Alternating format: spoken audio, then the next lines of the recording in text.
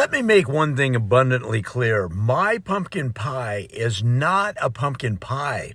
It is the pumpkin pie, a creation so magnificent, so transcendent, that the Smithsonian has a table reserved for it, pending my approval, of course. No one in this city, state, or hemisphere dares challenge me, and why would they? Competing against my pie is like entering a paper airplane in a NASA rocket competition. Now, as to my technique, let me explain something. You will not understand, but will pretend to for the rest of your life. I bake my pies in an oven I built myself. Not from one of those laughable kits you get from Home Depot. No. My oven was forged from the bricks of an old bakery in Paris, dismantled and shipped here, brick by brick, because the ghost of a Michelin-starred pastry chef allegedly haunts them.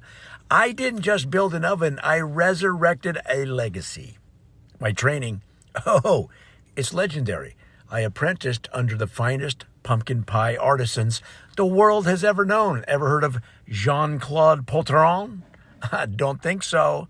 He was the Da Vinci of desserts and the only man to ever win the Montmartre Gourmand Pumpkin Challenge 3 years in a row before retiring to study squash genetics. I surpassed him in 6 months. He cried when he tasted my pie, but not tears of sadness, tears of utter humiliation.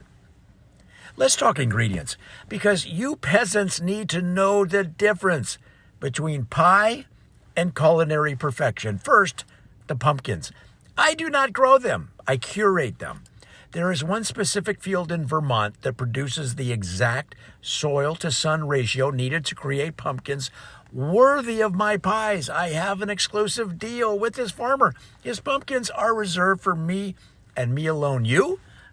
You're over there with your pre-cut cans of pumpkin puree like a toddler smearing Play-Doh. Cute. The spices, bless your heart if you think I'm using off-the-shelf nutmeg.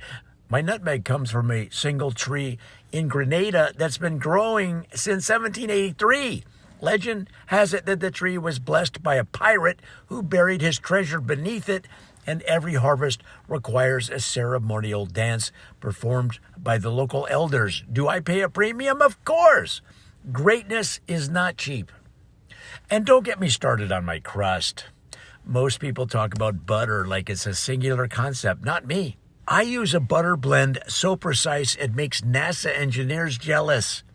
French butter for flakiness, Irish butter for richness, and a small amount of yak butter from Tibet for its ethereal tang. And yes, it's churned by hand by a monk, because machines don't understand the importance of their task. As for tools, your average baker is out here wielding rolling pins like a Neanderthal with a club. Me, I commissioned a custom marble rolling pin from an Italian sculptor. It's perfectly balanced, temperature controlled, and doubles as a work of art. My pie tin's gold-plated and laser etched with my initials. If your pie tin doesn't reflect your face like a vanity mirror, what the heck are you even doing? Competitors, please. There's one lady in town, Sheila, who insists her pies are award-winning. Sheila, sweetie, your awards are from the county fair, where the judges were 3 kids and a goat. The last time she brought her pies to a bake-off, I was kind enough to bring mine. The judges didn't just crown me the winner. They quit on the spot, claiming no other pie could compare. Sheila's been trying to recover ever since, poor thing. Do people line up for my pies? Of course they do. Last year, the line wrapped around 3 blocks and caused a traffic jam. The mayor called me personally to complain, and I solved the issue by giving him a free pie. He declared it a public service and issued a formal apology for doubting me. And no, you cannot have my recipe. People beg, bribe, and cry. But it's not happening, guys. Once a desperate foodie broke into my kitchen to steal it, but I'd already encrypted it in a secure server. Good luck hacking that champ. In conclusion, I don't just bake pumpkin pies. I create edible art.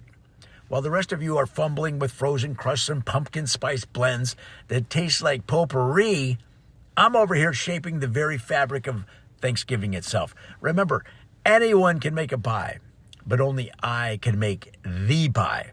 And this Thanksgiving, when your family awkwardly chews through whatever disaster you put on the table, think of me, the pumpkin pie king, and know that greatness was just a pie tin away.